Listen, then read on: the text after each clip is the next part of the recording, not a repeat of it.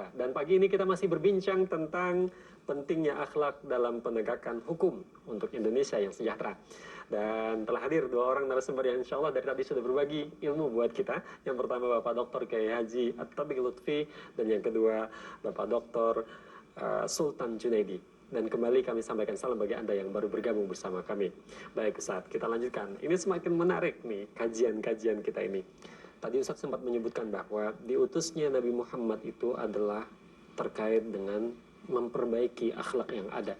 Apakah bisa diasumsikan setiap orang itu pasti punya bawaan akhlak yang tidak baik, sehingga Nabi Muhammad diutus itu untuk memperbaiki? Kita baca secara historis, Ustaz. Oke. Bahwa sebelum Nabi Muhammad diutus, keadaan masyarakat itu dua. Ummiyah, amat sangat tidak berpengetahuan, dan jahiliyah. Terkait dengan moralitas, terkait dengan etika, kesantunan. Bisa dibayangkan sampai diabadikan oleh Allah dalam Al-Quran. Wa idzal mau'udatu su'ilat. Ada bayi yang dikubur hidup-hidup. Dan itu terjadi di masa sebelum Rasul Shallallahu Alaihi Wasallam diutus. Kalau kita bahasakan sekarang, bagaimana mungkin seorang ayah, seorang ibu yang melahirkan anak tersebut, malah anak itu dikubur hidup-hidup. Padahal mengandungnya aja sudah susah banget. Gitu. Padahal kan sudah sekian banyak keletihan, hamalat wahnan ala wahnin. Itu terjadi di masyarakat jahiliyah. Ya. Kenapa itu terjadi? Karena tadi belum dibimbing dengan akhlak yang mulia. Namun Allah sudah membekali kita, kullu mauludin yuladu ala fitrah, bahwa kita ini sesungguhnya potensinya baik.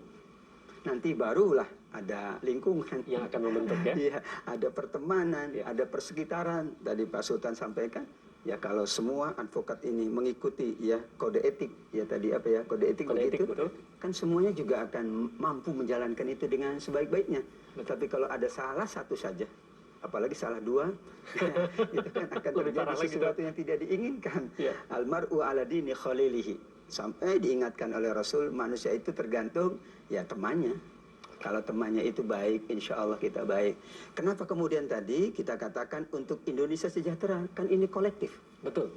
Ya, ketika semua pihak, semua komponen bangsa ini menjalankan koridornya, menjalankan akhlaknya sebagai apapun, apalagi dalam penegakan hukum, maka ini akan berdampak. Hasilnya itu Indonesia yang lebih sejahtera. Oke.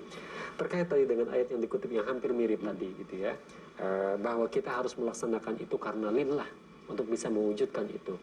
Tapi kan pada prakteknya yang tergambar oleh kita tidak seperti itu. Tapi ada hal-hal yang lain yang mengikuti.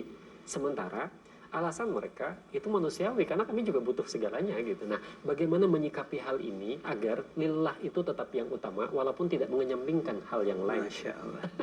Rasul itu juga manusia biasa. Nah, itu dia mungkin bahasa lainnya gitu ya.